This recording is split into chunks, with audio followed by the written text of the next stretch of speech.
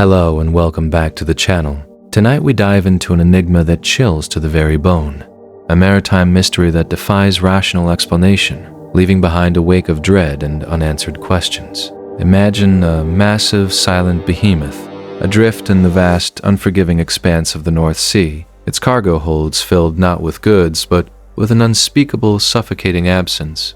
This is the story of the MV Lyra, a vessel found eerily abandoned off the treacherous coast of the United Kingdom, a ghost ship that whispered horrors into the very fabric of reality itself. The discovery sent shockwaves through the maritime community. A routine patrol discovering the seemingly derelict cargo ship, engines off, navigation lights dark, yet inexplicably still floating upright, a macabre monument to a vanished crew, every last soul gone without a trace, swallowed by the sea or something far more sinister. Initial reports from the Coast Guard described an unnerving silence, a profound stillness that permeated the air around the Lyra. Even the gulls seemed to avoid its immediate vicinity, their usual clamor replaced by an eerie quiet. This wasn't just another abandoned vessel, this was a floating tomb, a canvas for unspeakable terror, waiting for unsuspecting eyes to peer into its gaping maw. As investigators cautiously approached, a strange metallic smell wafted from the ship, not of rust or decay, but something far more acrid and unsettling, like old stagnant blood mixed with ozone, a scent that immediately put every seasoned sailor on edge, warning them this was no ordinary salvage operation. The Lyra drifted for days, an ominous shadow on the horizon, before a specialized boarding team comprised of naval officers and forensic experts finally managed to secure the vessel, their hearts pounding against their ribs. A silent acknowledgement of the impending dread, a primal fear whispering through the salt-laced air. What they found on board would forever haunt their waking moments and desecrate their dreams, painting a grim picture of unimaginable terror, a testament to the fact that some things are better left undisturbed. The exterior of the ship, though weather-beaten, appeared largely intact, yet a closer inspection revealed strange, almost imperceptible scorch marks along the main deck, as if something intensely hot had scraped across the steel, leaving behind faint, ghostly trails of black, defying any logical explanation of how they could have formed naturally. The gangway, when finally lowered, groaned under the weight of the first few men, a sound that echoed unnaturally loud in the heavy silence, each step they took resonating with an unshakable sense of trespass, as if they were stepping into a space that actively resisted their presence. The air grew perceptibly colder as they moved further into the ship's shadow, a sudden, unnatural chill that had nothing to do with the biting North Sea wind, a cold that seemed to emanate from within the vessel itself,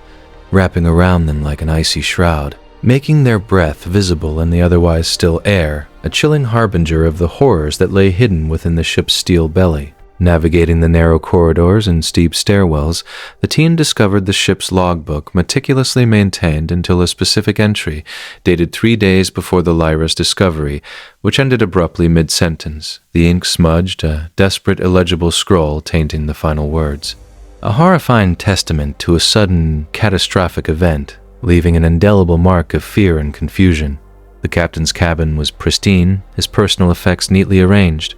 a half-finished cup of coffee still on his desk, yet his uniform hung limp on a hook, as if the man himself had simply evaporated into thin air, leaving behind an unsettling void, a silent scream of non-existence, a chilling void that spoke volumes of terror. Every other crew cabin was similarly undisturbed, clothes folded, personal mementos untouched, plates of half-eaten food still on tables in the galley, but not a single human being remained. No signs of struggle, no emergency broadcasts,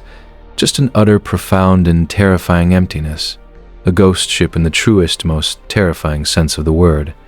A vessel of the damned, sailing through eternity with its spectral crew. It was in the engine room, deep within the ship's belly, where the first truly inexplicable phenomenon occurred. A faint, rhythmic humming sound, like a deep, mournful chant, emanating from the heart of the dormant machinery, despite all power systems being completely offline, a sound that seemed to pulse directly into the investigators' skulls, vibrating their very bones, filling them with an overwhelming sense of dread. One of the forensic technicians, a stoic ex-Marine named Miller, swore he saw a fleeting shadow, a tall, gaunt figure, darting behind a towering engine block, vanishing before he could even register its form, a momentary apparition that sent a cold shiver down his spine, leaving him questioning his own sanity, his rational mind struggling to reconcile the impossible vision. Another team member, an electrical engineer, reported a sudden sharp drop in temperature so intense that frost began to form on exposed pipes, despite the ambient temperature of the room remaining relatively constant, a localized anomaly that defied all known laws of physics, suggesting an otherworldly presence was actively manipulating its environment, making its malevolent power known, slowly but surely. As they continued their search, the humming intensified, growing into a guttural moan, seemingly coming from the very steel of the ship, vibrating through their boots, echoing off the metallic walls, a sound that was less mechanical and more organic, a lament of unimaginable suffering, an ancient song of despair and torment. The ship's internal communication system, long dead, suddenly crackled to life with a burst of static, followed by a faint, distorted whisper, a voice so ancient and raspy it sounded like dry leaves skittering across a tombstone, speaking in a language none of them recognized, yet its meaning was undeniably clear, conveying a message of unspeakable agony and malevolent intent. Dr. Eris Thorne, the lead forensic anthropologist, a man hardened by years of examining the most gruesome human remains, openly admitted to feeling an overwhelming sense of oppression, a crushing weight on his chest, as if countless unseen eyes were watching his every move, their cold, spectral gazes piercing through his very soul, a chilling psychological torment that left him gasping for air, clutching at his chest, his scientific mind unable to comprehend the sheer terror. The most disturbing discovery came when Thorne's team accessed the ship's cargo hold, an immense cavernous space typically used for bulk goods, but instead it was empty, save for a single colossal wooden crate, strangely ornate and intricately carved with symbols that seemed to writhe and contort, hinting at an ancient forgotten lineage, its surface radiating a tangible aura of malevolence, a dark energy that prickled the skin and sent shivers through their entire beings. The crate was secured with thick rusted chains, far too numerous for its size, as if whatever lay within was desperately trying to break free, or perhaps was being held captive against its will, creating an unnerving dichotomy, a sense of both entrapment and imminent escape, an unsettling paradox that spoke volumes of the darkness contained within its wooden confines. As they approached, a faint, rhythmic scratching sound began to emanate from inside, soft at first, then growing louder, more insistent, like fingernails dragging across an old chalkboard, a sound that grated on their nerves, raising goosebumps on their arms, a clear indication that whatever was sealed within was alive, or perhaps something far worse, something that had long transcended the boundaries of life and death, an entity of pure, unadulterated terror, waiting for its release. The scratching devolved into a frantic pounding thud, as if something immense was throwing itself against the inside of the crate, shaking the entire ship with each impact, a violent reverberation that made the metal groan and shriek in protest, a terrifying symphony of destruction and desperate struggle, pushing the investigators to their breaking point. Thorne, despite his rational training, felt an undeniable urge to retreat, an instinctual, primal scream echoing in his mind, warning him to flee from the burgeoning evil, to escape before it was too late, before the insidious entity within consumed his very essence. Yet, the mission demanded they proceed, their scientific curiosity overriding their survival instincts, a fatal flaw that would soon be brutally exploited, pushing them headlong into an abyss of the unknown, an encounter with the truly unspeakable. The air grew thick with a palpable tension, charged with an almost electric energy, as if the very atoms around them were vibrating with an anticipation of horror, an imminent, catastrophic unleashing of darkness, a sensation so overwhelming that it felt like an actual physical presence pressing down on them, stifling their every breath. Suddenly, with a deafening crack that reverberated through the entire ship, one of the ancient chains binding the crate snapped, whipping across the hold with lethal force, leaving a deep gouge in the steel wall, a stark reminder of the immense power struggling within. A power that threatened to tear the vessel apart from the inside, piece by terrifying piece. A guttural growl, deep and resonant, unlike anything human or animal, rumbled from within the shattered crate, a sound that seemed to tear at the fabric of reality itself, causing the metal floor to vibrate beneath their feet, sending shockwaves of pure terror through their bodies, freezing them in place, utterly paralyzed by the overwhelming malevolent roar. Through the newly formed crack in the crate, a pair of eyes burning with an unholy ancient light, impossibly red and filled with an unfathomable hatred, momentarily flickered into view, their gaze piercing straight into the souls of the investigators, searing itself into their minds, leaving an indelible mark of absolute, soul-crushing terror, forever altering their perception of reality, plunging them into a nightmare they would never escape, a chilling testament to the presence of an entity of pure evil.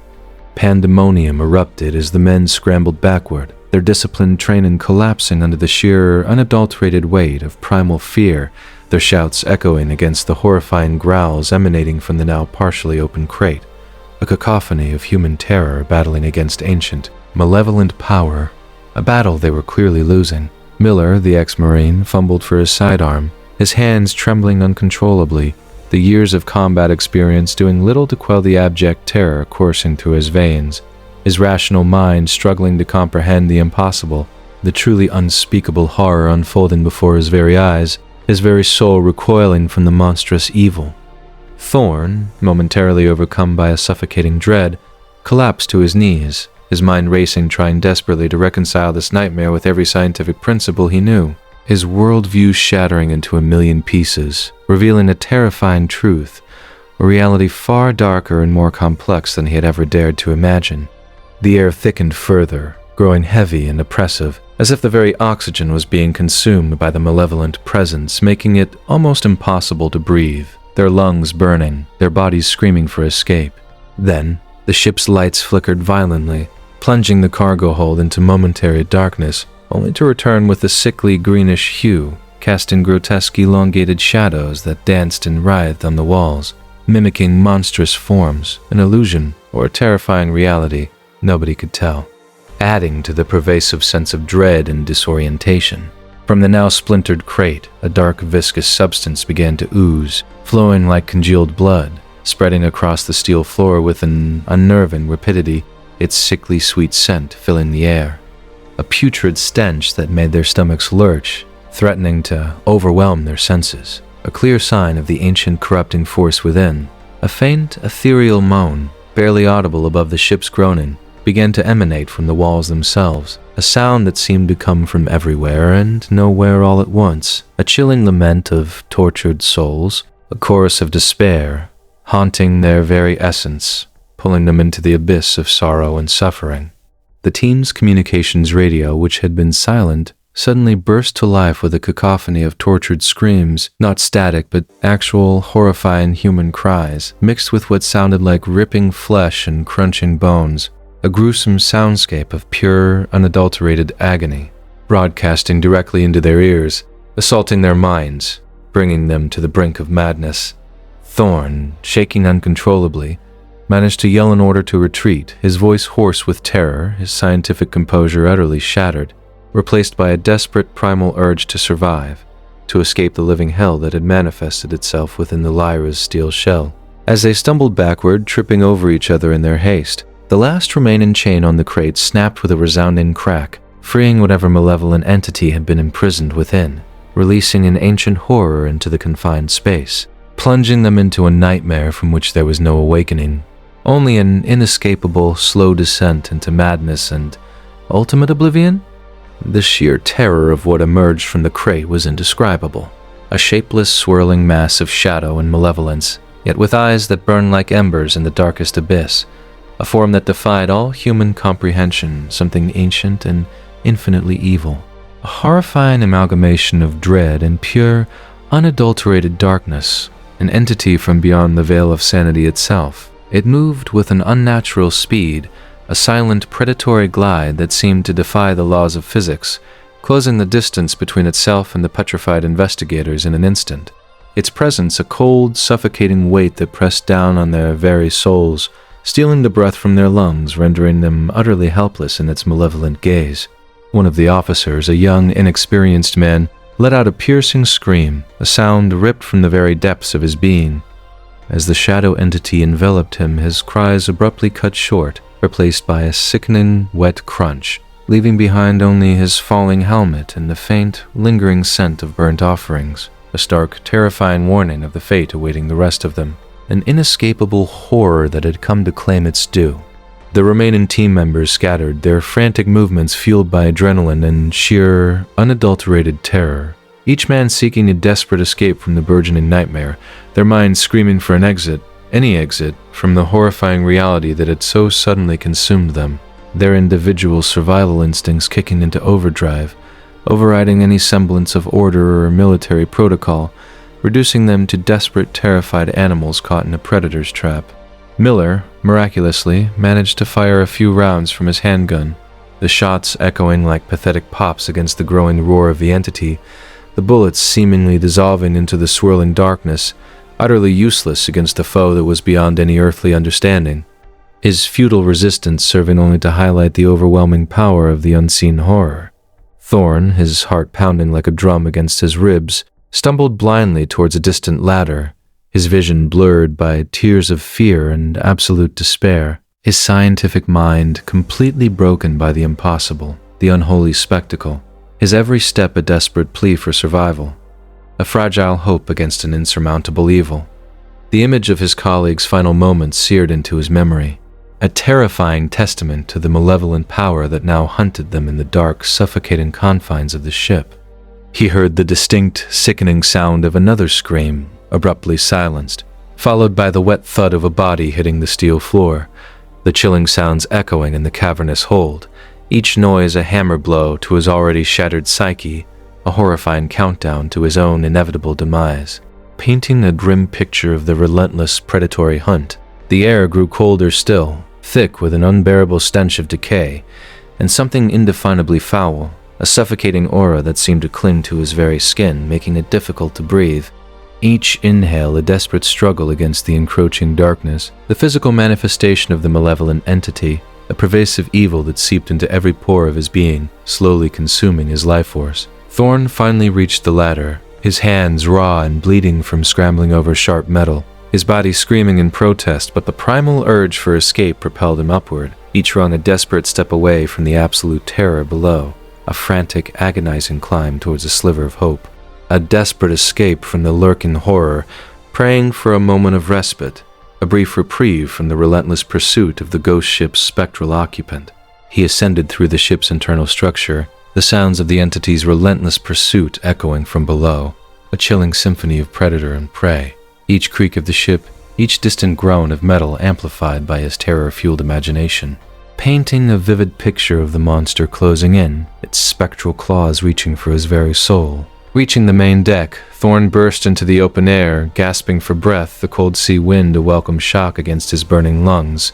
momentarily dispelling the suffocating dread of the cargo hold, providing a fleeting sense of reprieve, a precious second of freedom before the inevitable descent back into terror. He risked a glance back, his eyes wide with unspeakable horror, to see the shadow entity taller and more defined in the dim moonlight, manifesting itself at the top of the cargo hold hatch, its form rippling like black smoke, its burning red eyes fixed directly upon him, a silent predatory gaze that promised eternal torment, an unwavering gaze that followed his every frantic move, a chilling beacon of his impending doom, a final, horrifying vision that would haunt his remaining days. With a guttural scream that tore his throat, Thorn threw himself over the railing, plummeting into the icy depths of the North Sea, the frigid water a sudden, jarring shock that momentarily cleared his mind of the sheer, unadulterated terror, replacing it with the immediate instinct for survival, a desperate struggle against the biting cold and the unforgiving currents,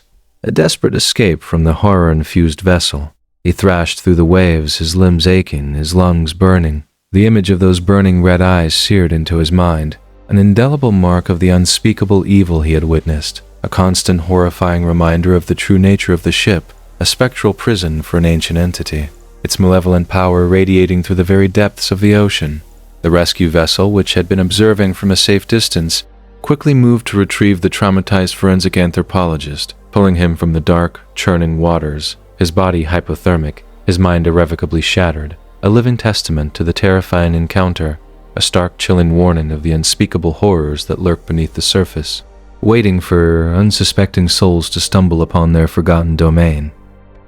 Thorn was the sole survivor, a broken man, his experiences on the MV Lyra forever etching themselves into his very soul, leaving him with an unshakable tremor and a haunted gaze, his once rational mind forever grappling with the impossible, the unholy truth of what he had encountered. a stark reminder that some mysteries are better left undisturbed, some evils too profound for human comprehension. The MV Lyra itself, after the traumatic incident, became an object of intense fear and superstition. No salvage company willing to touch it, its chilling reputation spreading like wildfire through the maritime world, a spectral beacon of dread, a monument to an unspeakable tragedy. It was eventually decided that the ghost ship, still drifting aimlessly, a silent, menacing shadow on the waves, was too dangerous to bring to port, too infested with a malevolent entity to ever be truly contained, and so, under strict orders of utter secrecy, it was eventually scuttled, sent to the crushing depths of the North Sea, its dark secret buried forever beneath the churning waves, a silent testament to the unspeakable horror that lurked within its rusted hull. However, whispered legends persist among seasoned sailors, tales of a faint unearthly glow seen beneath the waves where the Lyra now rests, a pulsating crimson light that seems to beckon from the abyss, a chilling reminder that some evils refuse to be silenced, their malevolent presence echoing through the very depths of the ocean, a spectral beacon of terror. Some claim to hear distant, guttural moans carried on the night wind, especially during fierce storms, sounds that seem to emanate from the very heart of the turbulent sea, a mournful lament of the lost souls and the unspeakable entity forever bound to the ship, their chilling cries a perpetual warning to all who dare to venture into the haunted waters, a haunting symphony of terror and despair. The MV Lyra, though physically gone, remains an eternal phantom, a spectral ship forever sailing the currents of fear. Its chilling story is a stark reminder that the veil between our world and the realm of the truly terrifying is sometimes frighteningly thin, and some horrors, once awakened, can never truly be laid to rest, their malevolent presence lingering for all eternity, an indelible stain upon the fabric of reality itself.